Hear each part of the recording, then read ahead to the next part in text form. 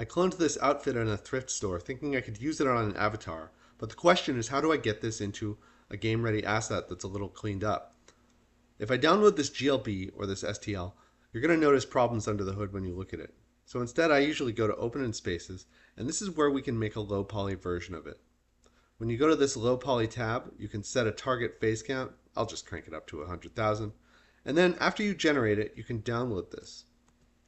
Let's go over here to Blender where you can see a comparison of 3 different versions of this. This first one is the GLB that would come out right after generation.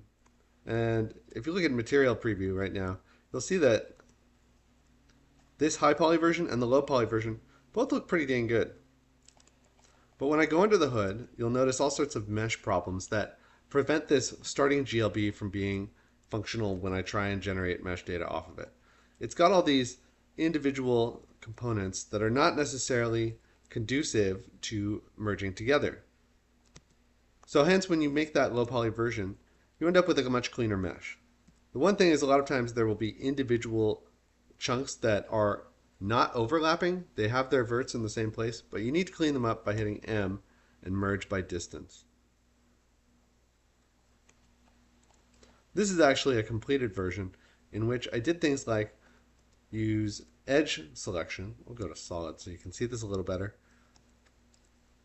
And I did things like select this ring of edges around in a circle like this.